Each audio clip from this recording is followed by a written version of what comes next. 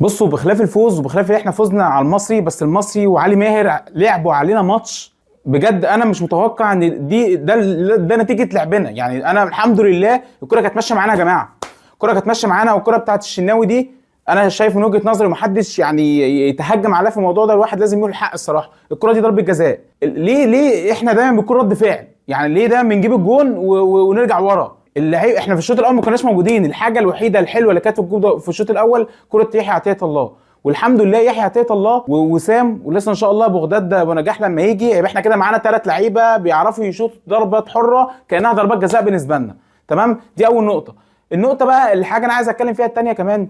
انا ليه دايما يعني انا عندي أربعة لعيبه، 4 بيهاجموا على واحد وكره تضيع، هجمه مرتده 4 على واحد وكره تضيع.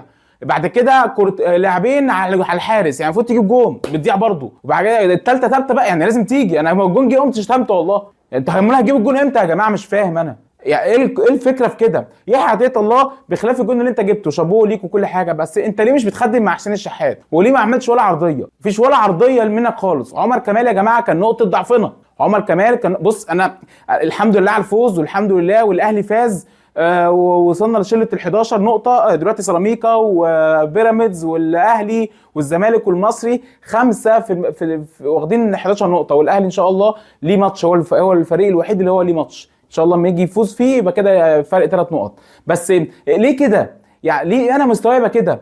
الشناوي بقى في ايه؟ مالك؟ يعني ليه؟ انت ليه؟ انت في ايه؟ دماغك فيها ايه؟ انت ازاي حارس منتخب مصر؟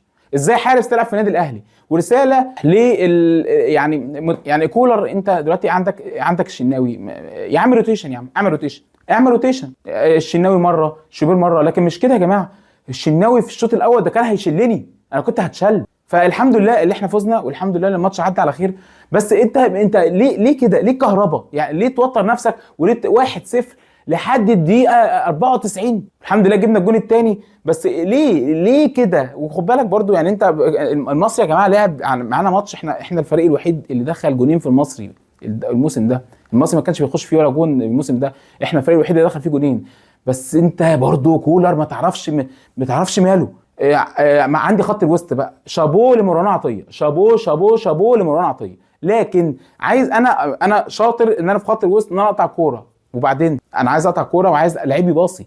مروان عطيه يقطع كوره ويديها لامام. فين بقى امام؟ ما اعرفش ماله. يعني امام ما تفهمش، يعني ما تفهمش دماغه فيها ايه. هو لعب وتعب ويعني جرينتا وكل حاجه، لكن انت برضو في حته ناقصه.